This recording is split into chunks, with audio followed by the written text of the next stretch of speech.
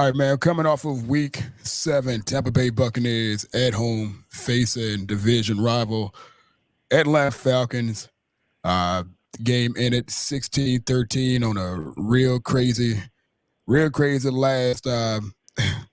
last fourth quarter, last minute change of possessions, change of score, change of everything in the last 5 minutes. Just a crazy turn of events for both teams. Uh, with me, man, I'm glad to be joined by a Falcons fan, good dude. I've been following him now for a little bit, just over a year on Twitter. Former Stanford Cardinal defensive player, teammate of what's this guy name? What they call him? Christian McCaffrey, big guy playing tonight in Minnesota. Jordan Watkins, man, I want to thank you again, man, for giving me your time. I know this is our second time trying to run this back, and I wanted to speak to you in the preview for the game, but I want to thank you for your time again and join me.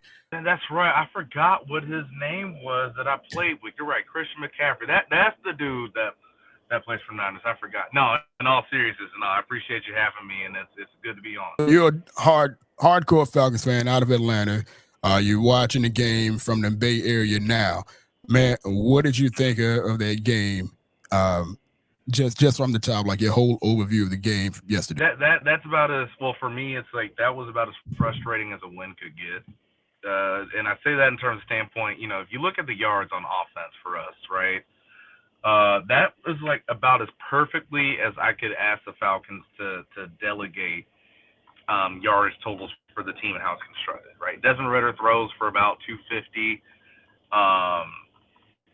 You run the ball for about another 125 to 150, and that's how you get to your 400 yards. This is an offense that's now gotten to 400 plus in 3 straight games. It's looked a little different, and I think this is the best way you could do it. Now, obviously, that doesn't really show that much on the scoreboard because you only scored 16 points. And you scored 16 points because you had 3 turnovers, 2 of them at the 1-yard line and another one at, right outside the 10. To where you look at it, it's like, man, this could have been a 30-10 ball game, which I think a lot of people have a different opinion, especially within the fan base, within the Falcons and, of course, national media, of how this offense could look versus what they're looking at it now in terms of, again, you look at the turnovers, and a lot of people are questioning, is Desmond Ridder the guy? It really could have been.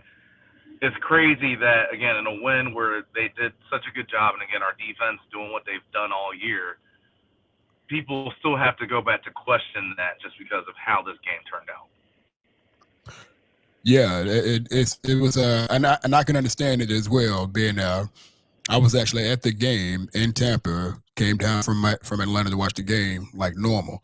And I was actually sitting behind a Falcons fan and his 2 sons, one of which was actually a BUCS fan. But his youngest kid was a Falcons fan, and so was he. And he turned to me at the very beginning of the game, said, "Good luck. It should be a good game, but our quarterback and our offense going to give you at least 4 opportunities to take the game away." He's like, it's going to be at least, he said it's going to be at least 3. He was pinpointing Desmond Ridder. He's like, he's going to give you at least 3 opportunities, but we're probably going to turn the ball over. And sure enough. That's what's so frustrating. Again, just going back to last week, we turned the ball over 3 times again against the Commanders. Now, that was 3 picks. This week, it's 3 fumbles. And that's what's so frustrating about all of it. I do think Desmond Ridder's progressing as a quarterback, but at the same time, look, we've all seen teams. I know you've seen teams, especially, y'all had Jameis for all those years. And you can sit there and say, hey, man, it would be a good team without the turnovers. Well, you can't say that because turnovers go in part of the team and how the outlook and how the results come to be.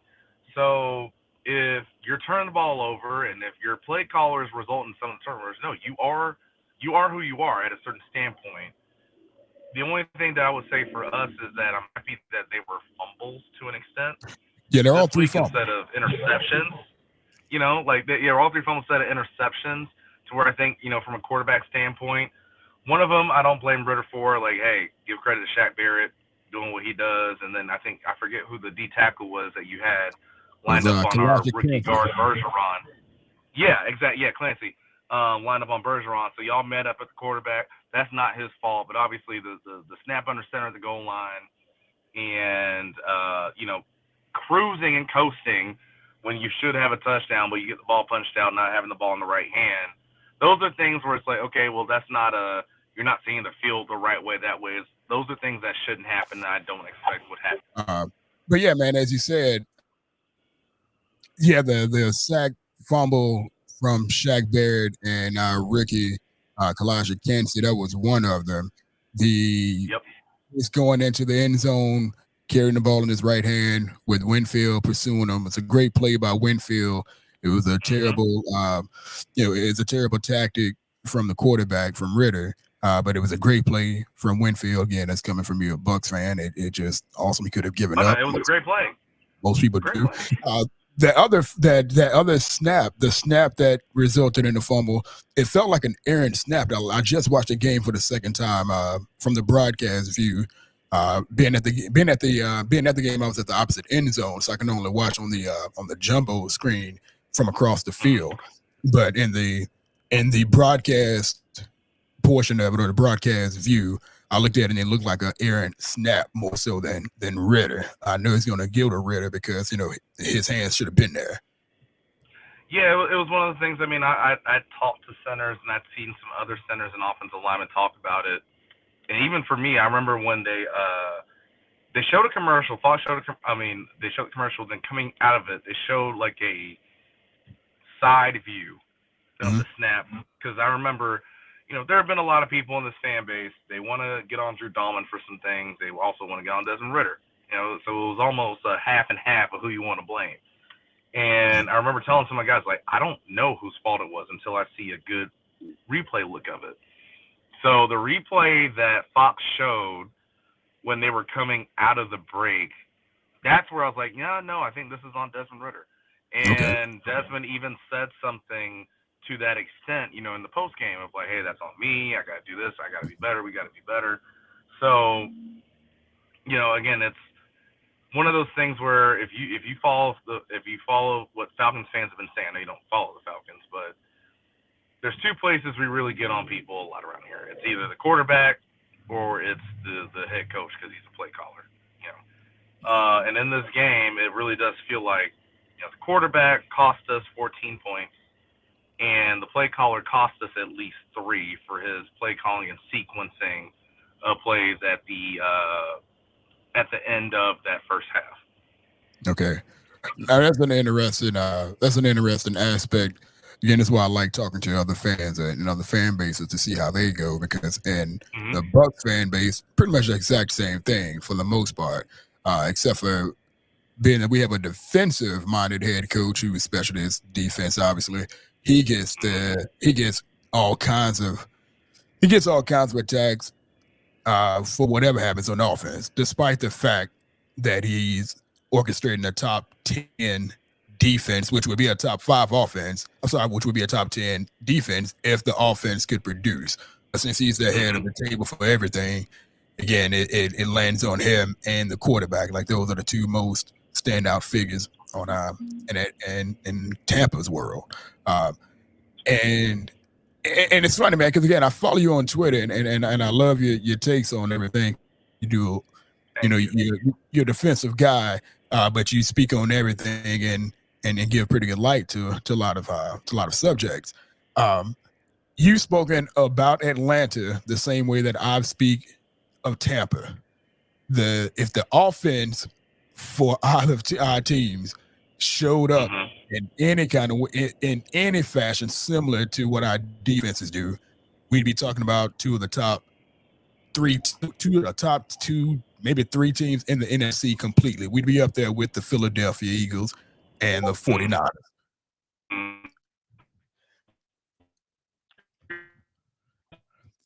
So going into this game, and going into this game, a lot of our strengths countered each other's weaknesses. How much of what you saw went along with what you thought you'd see in the going into the game. No, I was just saying, I think the thing that surprised me about this matchup was how well we ran the ball, because I think going into the game, I don't have the number right in front of me, but I think Tampa was giving up on average like 78 yards per game on the ground. Yeah. And for the Falcons, the last 2-3 games, we struggled on the ground, which is crazy because I think everyone would think that's our calling card, right? I think that, the Commanders did a good job against us. Houston did a good job against us on the ground. So I didn't expect a 150-plus rushing yard performance, especially with no Bijan Robinson either, from this team. So, I got to give a lot of credit to the O-line. And again, if anybody knows me, they know how much of a Vita Vea fan I am. You remember I talked to you about this. Remember we were previewing the 49ers BUCS game last year, and I told you about how much I love watching Vita Vea play. To be that big and move the way that he does. Of course, he got hurt like one of the first 2 plays of the game last week in San Francisco. So I was like, all right, well, there goes that whole thing. But I did not expect us to rush for over 150 yards this game. So that's what surprised me the most from the Falcons in this game. Yeah, to your point here about people expecting the running game to be a calling card, it also kind of goes to the, I'd call it disrespect that they give, that a lot of people who don't pay attention give to Desmond Ridder as a quarterback. A lot of people would assume that Desmond Ridder is the typecasted mobile quarterback that, only passes the ball when he absolutely has to. But going into the game, he actually, and I spoke to you about this when we made the attempt to do a preview, he had more passing attempts than Baker Mayfield. And again, I didn't expect him to have like a big passing game, but he had like a really solid game. It was 19 of 25, if I'm not mistaken. Yeah, 19 of 25, I think, 256. And look, again, at the end of the day, that, like I said, that's if you were to ask me going into this year, what is the perfect picture of how the Falcons offense looks in terms of having success this year? That's what I said it looks like. He's throwing around 230 to 250. You run for another 120 to 150. That's how you get to your 400 yards, and that's how the Falcons offense would need to look and have to look. Because again, to your point, you talk about the passing attempts with Baker Mayfield. The last 3 weeks, going into Monday Night Football, Desmond Ridder has the second most passing yards in the league the last 3 weeks. Only person in front of him is Patrick Mahomes. So he's shown he can make some things happen, and I have to give Arthur Smith credit too of opening up the passing game some more and giving some different looks and different route concepts to help him out with that, because that wasn't the case earlier on in the year. So I want to give credit to both of those guys, but at the same time, it was, he didn't have to throw for 300 plus. I don't want to see Desmond Ridder throwing for 300 plus, because if he is, that means obviously, again, the run game isn't what it needs to be. Yeah. On the BUCS defensive side, man, they now it's weird, and I'm gonna just completely call the game weird, because if, as a fan of the game, like the two of us are, it was a perfect case scenario when you look at the end of the end of the game, as far as like the score, keeping the opponent under 20 points and making them struggle all game. Our defense did exactly that, even though there was a lot of yardage accumulated. But that's the BUCS. That's how the BUCS have been playing literally for the past few years. We'll give a bunch of yards, but the points ain't coming for the most part. Now, we contained Desmond Ridder. We wanted to keep him throwing. We wanted him to throw, not get comfortable running and all that. And still, the Atlanta defense was a top 10 defense, and they made a really struggling offense struggle. Both offenses came into the game with basically the lower half of the league as far as scoring in offense. I think it was. I think the BUCS were. I think Atlanta was 29, and I think the BUCS were 27. They didn't change. I don't think they changed much at all at the end of this game.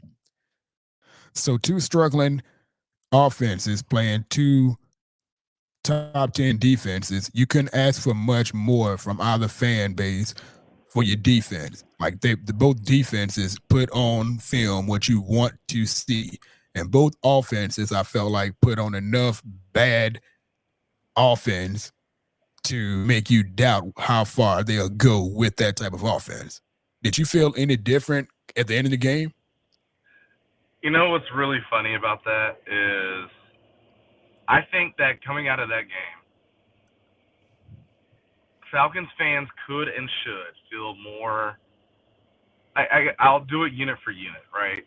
I think Falcons fans probably feel more confident in what their offense can do versus what Bucks fans think their offense can do. And I also feel like at the same time, and you know, if you want to call me a homer on this, it's cool. I'll explain why I say it. That Falcons fans feel better about their defense than Bucks fans might feel about their defense. So the reason why I say that is because on offense, again, we talked about the Falcons did such a great job at moving the ball. You know, over 400 yards against a very good, very well-respected defense. Now, when it came to the point total and point results, you know, one of those, again, fumble snap. You can't do that if you're the quarterback. That's on a quarterback thing. That wasn't as much as what the defense had to do with it. Unless you want to give credit to, you know, the hit you put on Drake London that set that up. Okay, I'll hear that and give that. That's fair. But also on the option play, when we have, you know, that should be a touchdown. Now our quarterback, one, puts the ball in the wrong hand. That should have been in the left hand, and he also cruised and coasted across the end zone. Mm-hmm. Now, so like I was saying, you know, in terms of the fumble where Winfield punched it out, again, give him credit. He didn't give up on the play. And if you're a defensive guy, which as you know I am, that's one thing I love to see. Nobody gives up on a play. You never know what's going to happen. Mm-hmm. But at the same time, for the Falcons fan, if you're on offense, that's a touch. That should be a touchdown. So we're more so getting on Desmond of, hey, put that ball in your left hand, not the right. But also, you know, when you look at the replay, it's if you're going to start coasting, which you shouldn't, you need to look inside and see where the defenders are. So when you look at the replay, his eyes were up. Yeah. And since he's going towards the corner, and I know you know Raymond James very well, there's no replay. There's no video board in the corner. The video boards are straight in the end zone. So he wasn't looking at who could potentially be there to get the ball out. He thought he had a touchdown. He let up. Yeah, he was looking at the pylon. That's where, you know, again. He was looking at the pylon. He looked. If he was looking up, if he was looking up, there was a screen there, but you couldn't. It was a scoreboard, not the jumbo. It was he probably looked up and it's not the jumbotron. Exactly. Exactly. So you don't see that person coming that could potentially, or you don't know if someone's going to be there or not be there, right? Yeah. So again, that's another thing you got to learn. But I think you will. Meanwhile, again, like I said, I think for our defense, you know, this is a defense, as I know y'all has been too, that's been really good all year. And I just saw certain things. We've been really good in the red zone all year. We've been really good in third down all year. So to see those trends to show up again during this game, you know, it wasn't one of those things of, we let Tampa get things going on the ground and they haven't been running on the ground. That's a problem part. Or the way Baker Mayfield beat us was from the pocket. You know, like usually when Baker could make things happen, you know, he like even on that 30-plus yard run to set up the tying field goal at 13-13, that was a bad rush from Ebiketie. You don't spin inside there. The whole game plan, the whole game was collapse the pocket and make Baker beat you from the pocket. You didn't do that, and then you let Baker be Baker, and you let him do what he has done his whole career going back to Oklahoma is extend the play, and that's when he makes things happen. So that's why I say from certain situations and standpoints, I do think that from our standpoint, again, from the Falcons standpoint, we're a little more okay with how things transpired versus how I think Tampa fans are.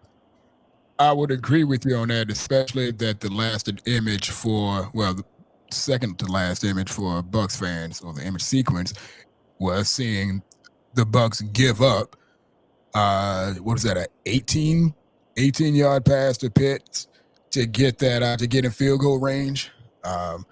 seeing our safety who has been on blast repeatedly now for the past, even in wins for the past 4 weeks, Ryan Neal just not be there. Like he could have.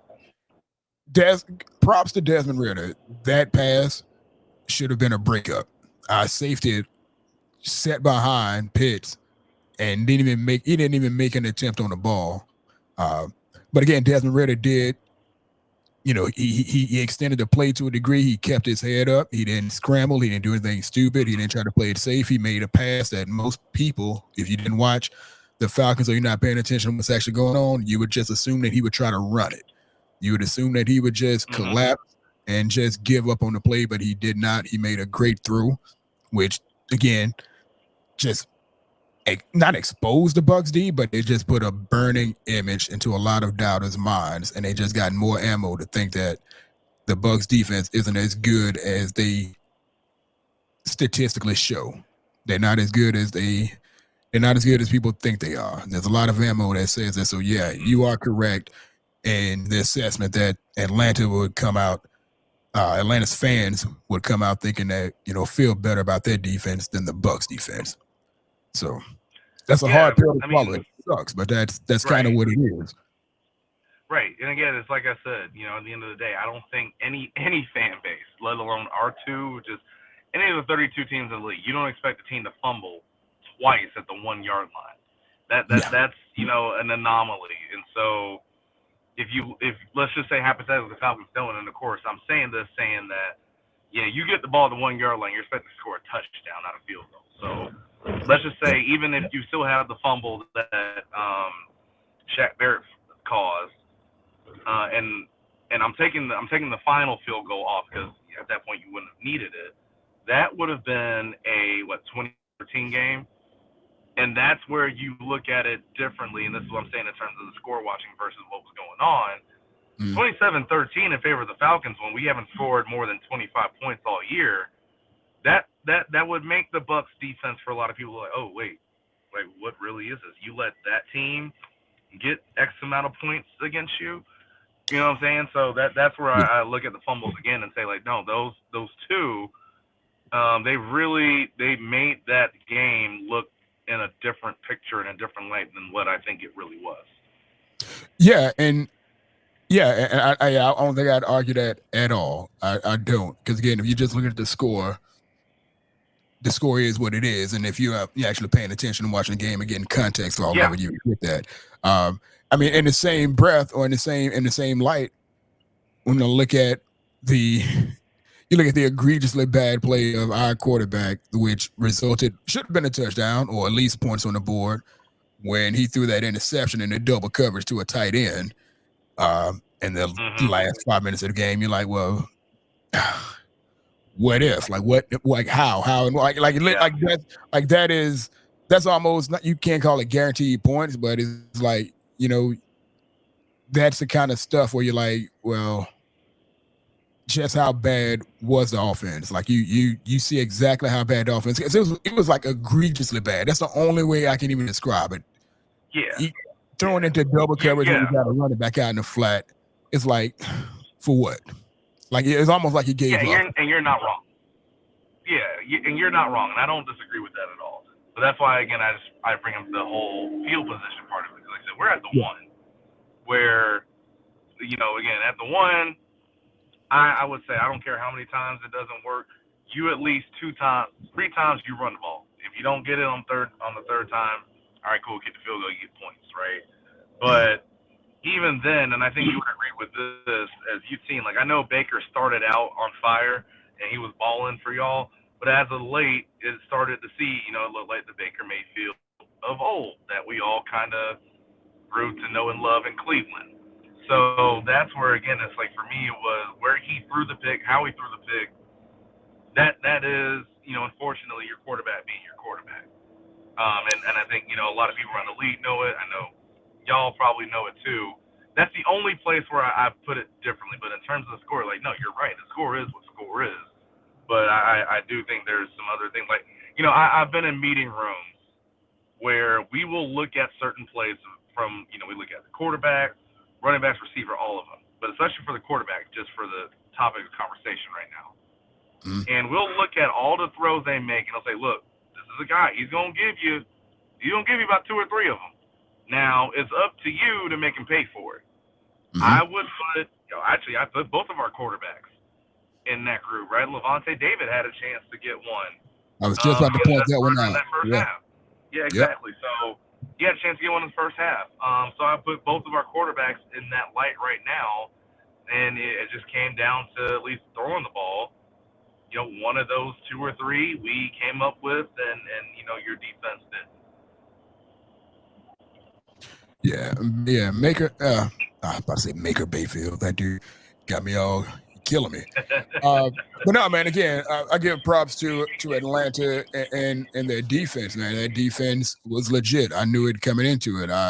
When I look to see who the BUCS play on the schedule, I intentionally first and foremost going to look and see how the defense is playing.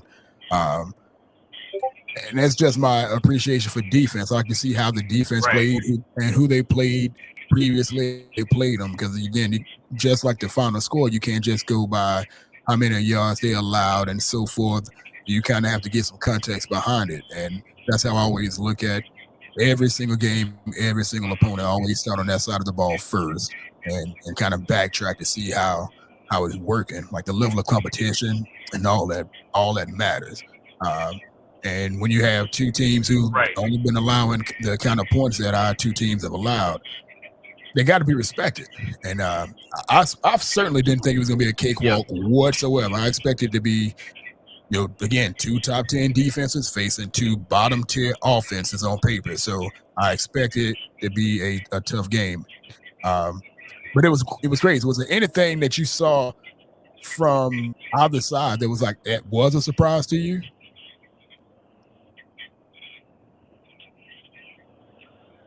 I would say, like I said, I know I talked about and hit on the run game for the Falcons, and I think what was so surprising for me, more so about it was, again, we didn't have Bijan Robinson out there. He was dealing with some bad headaches. I don't know if it was a migraine or not, but Tyler Algier and Cordero Patterson, in my mind, reminded a lot of people as to why there were a lot of folks in Falcon fandom were upset with drafting Bijan in the first place. Yeah. Now, trust me, when I say that, I don't say that to say anything negative about Bijan Robinson. He is a phenomenal talent, as I think everybody knows. But it was more so the fact of you have 2 capable backs here. Go try to help and fix some other parts of this team. But that was part of it. But I would say what surprised me was for the most part, our offensive line in the run game. Just because, again, like I said, I know how well the Tampa defense is, how well the Tampa run defense is. Because, again, even if with Vita Vea stuffed in double teams, and I know he's coming off of an injury, so who knows how much he was hampered, with y'all's 2 inside linebackers, it's like I said, if they're not the best inside linebacking duo in the NFC, they're number 2 behind San Francisco. That's how good they are. And we just continuously found ways to pound in the run game and make it work. I was just surprised, and I'm not saying that in terms of a bad thing of Tampa, because I'm not. I was saying that more of just how good we were against a good run defense. Yeah, man. When I looked at because I didn't find out, honestly, until today. I didn't realize today that the Falcons even got 145 yards rushing. I know they got some chunk plays and so forth, especially Cordero Patterson in the later basically in the fourth quarter is when I recognized it the most during the game. But it took me till today to find out that it was 145-yard rush, and I'm like, God, what?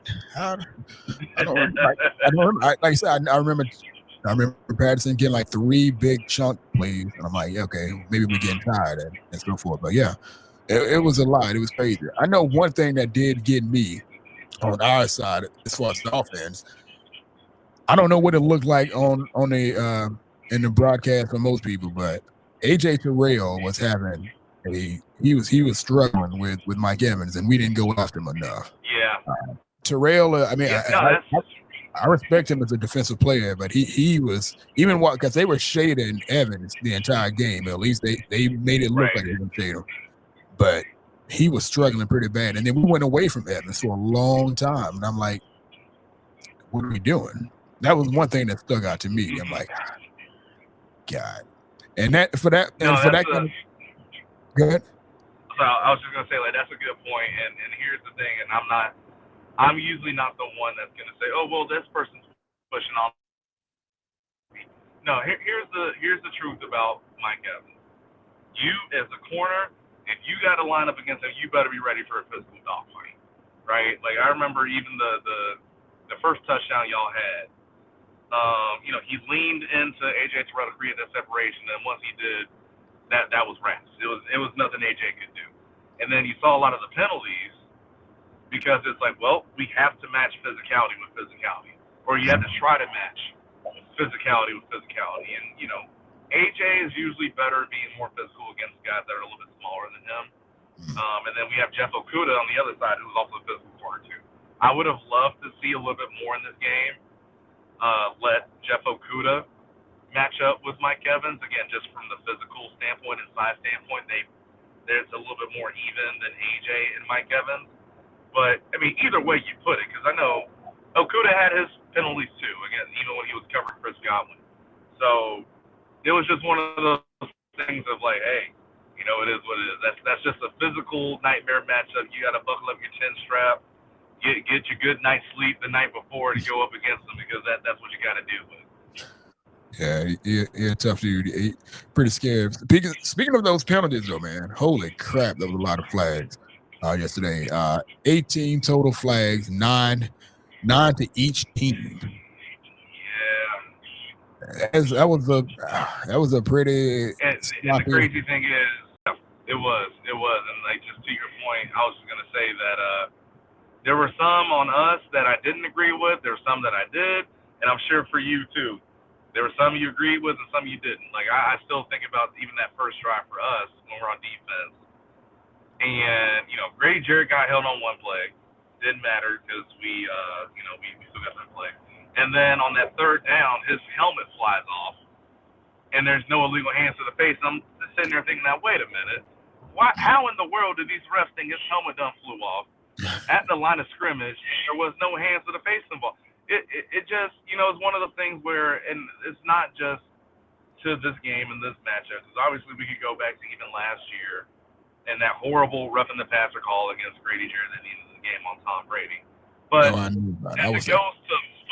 it was terrible. But like it just goes back into football, just league wide and even down to college. The consistency in officiating in general is just ridiculous. It's ridiculously terrible, and there has to be a way to fix it. See, I completely get all of that. I do. And then it should be a universal. I think the game has just far too many variances to make it like a big universal refereeing group. Like it just.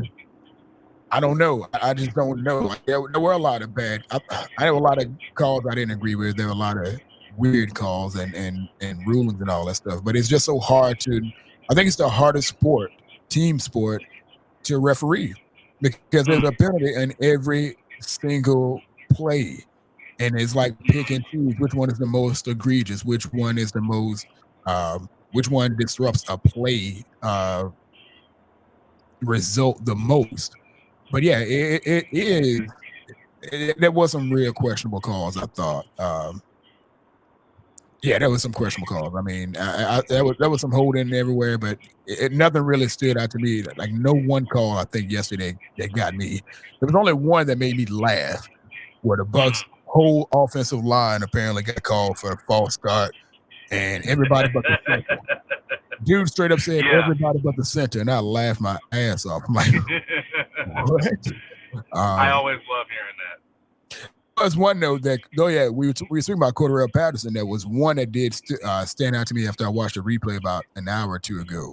The center, Falcons center, got a running head start before he snapped the ball, and that was kind of helped set up Patterson on the longest run that he got inside the 30, I believe it was. I was like, hey, I don't think I've ever seen it before, because it was good. pretty bad. I'll take a look at that. It was Okay. pretty bad. I don't think I've ever seen that before, where a center get that much of a head start on a snap. I was like, huh. Crazy. I'll have to definitely take a look at that when I get back tonight after practice. But because I'll give you a counter. I know there was earlier on. I think Tyler Algier had a big run, and they called a holding on Mac Hollins, and they even showed the replay of that on the TV copy. I was like, wait. And again, this is a former D lineman, so if there's holding, I'm gonna say there's holding. I'm not gonna be shy about that. They showed the replay. I said, wait, where was the hold? I don't get. So, like I said, it was just bad both ways. And I hear your point about, this is one of the hardest sports, if not the hardest, to officiate. But, the thing for me is, just like in baseball, because, a lot of people in baseball are having this conversation. You pay a lot of the people who are actually doing the performance a lot of money to get things right. And when they don't get it right, your pockets, they get dealt with accordingly. Now, I know in baseball they always say, like, hey, you need a union. Like, if you want to work for a union, you want the MLB umpire union because they don't get in trouble for anything and fined for anything. But at the same time, it's, well, why are we putting the athletes to a certain standard in terms of, again, hey, you play well, you get paid. If you don't, you don't. But the people who officiate it, they also don't have to deal with something like that, too. That would just be the only question that I would bring up in that regard. Yeah, they don't have to answer for anything they do. That right. Not even they don't get penalized. They don't have to answer for it. Exactly. That would be the only question that I asked in that regard. Well, just one more question, and then so refereeing deal. Do you think that most plays should be reviewable?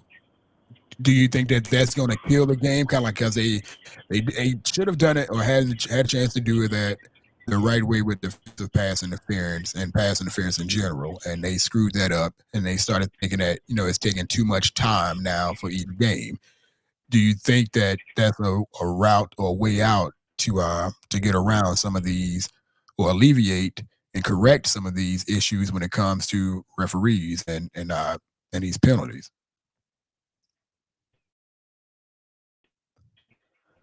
That's a great question, and it's so yeah, I was just going to say that for some of the rules and some of the calls, you see in other sports there's certain technology where you can get it right. Like, for example, in tennis, you can have all these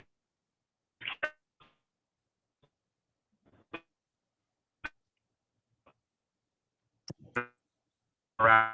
Yeah, the hills got you. They lost you on that. How is it right now? Okay. It keeps going in, and I see the signal going in and out on your deal there. Okay. I mean, I'm almost at a high school now, so hopefully once I get there, it'll be a little better.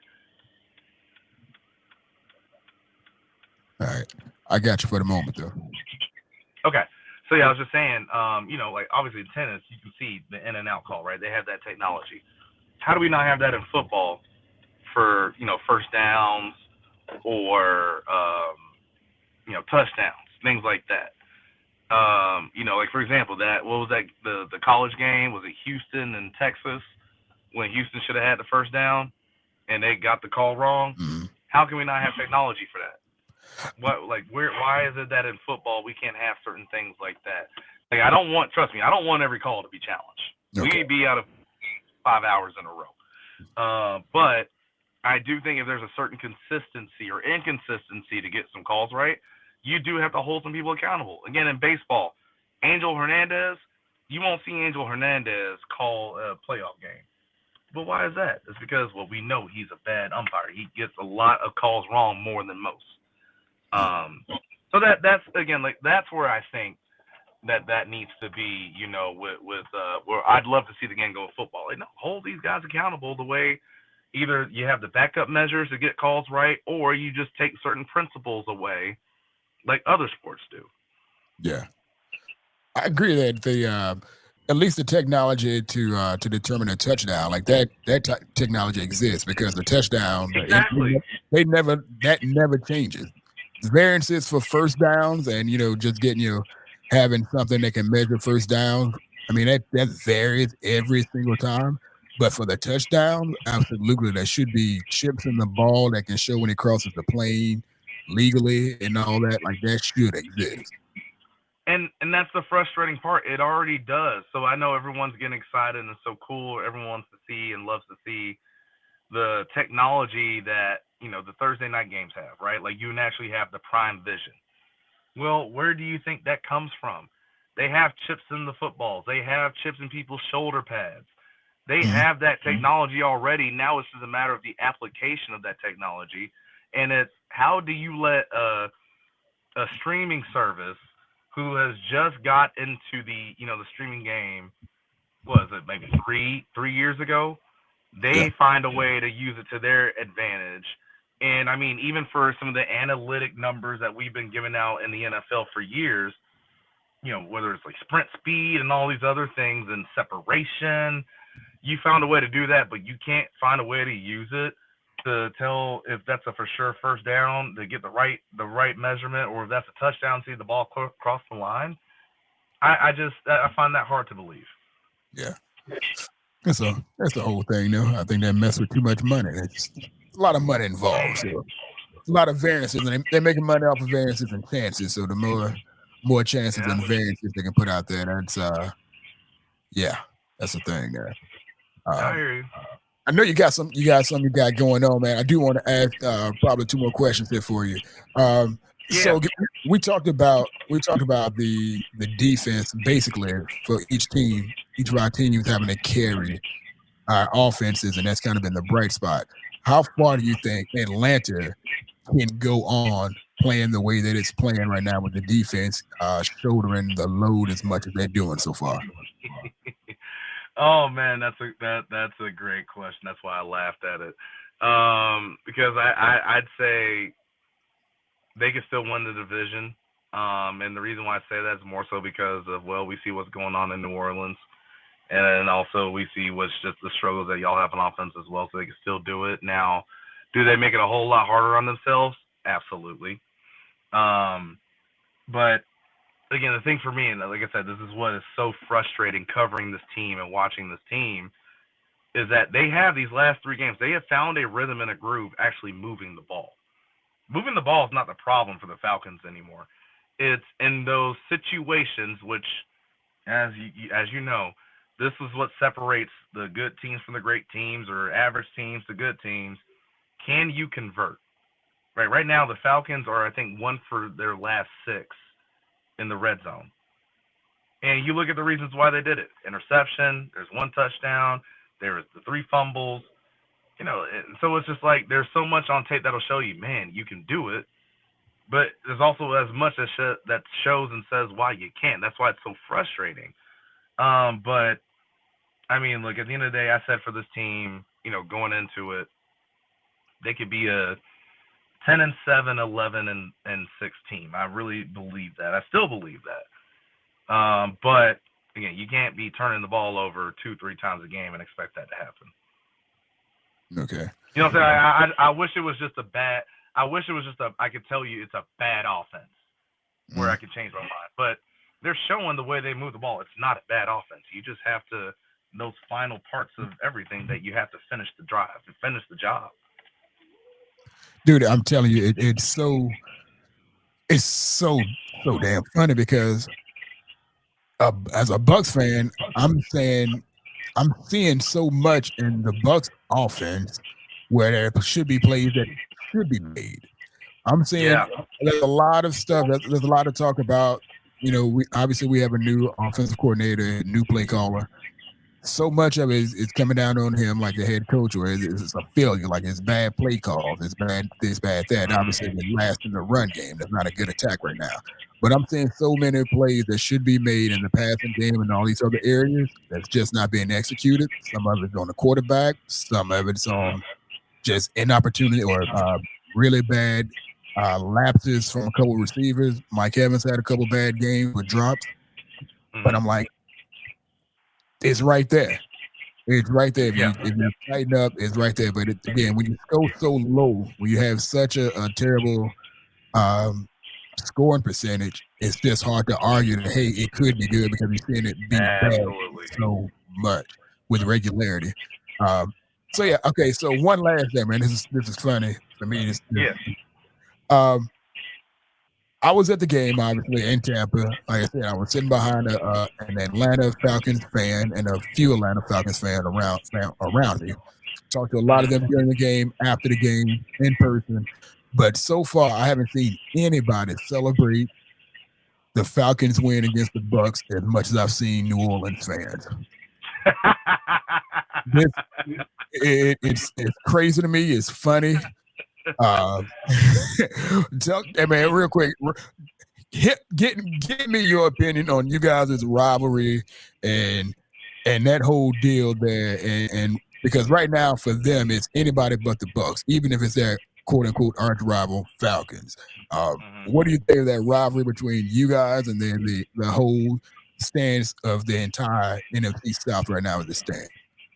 It's so funny because I feel like for the most part, there's like this triangle, this Bermuda Triangle, if you will, between who hates each other more. Is it the Falcons and the Saints and the Bucks, and then everyone else just acknowledges the Panthers over here in this corner? Like I always thought that, right? And it's just so funny you say that because to an extent, I take that as disrespect.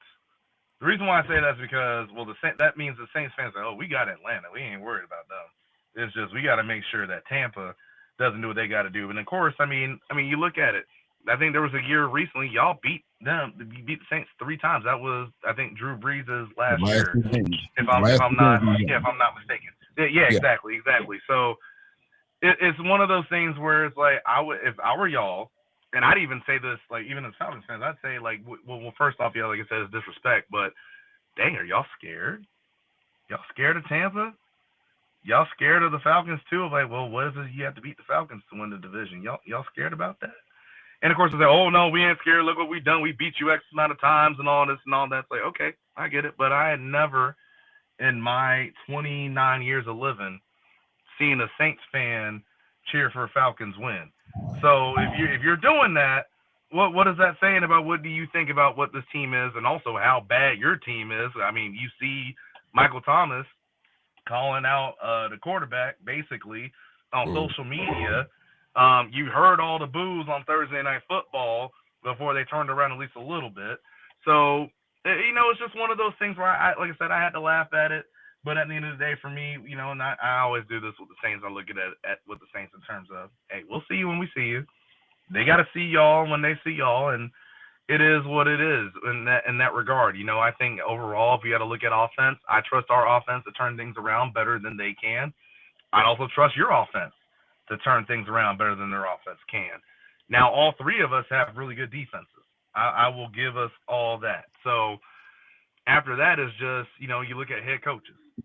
How much do you trust Todd Bowles? How much do we trust Arthur Smith? And I think we all, even though we might not trust our head coaches as much as we'd want, we all still turn around and laugh at Dennis Allen. So, that's just how I look at it, and I think that's how they see it too. So I find it funny. I find them to be a little scared, and if you are, hey, if you're scared, go to church. They ain't welcome. Even if they are Saints, they ain't welcome in church. Exactly. You don't welcome them, and we don't either. Man, like I said, I know you got some things going, brother. I want to thank you for your time again. I'm glad you got to where you got to get to safely. Again, man, God bless you. That's Mr. Jordan Watkins, former D1 player of the Stanford Cardinals, now contributor to the Falcoholics over at the SBNation.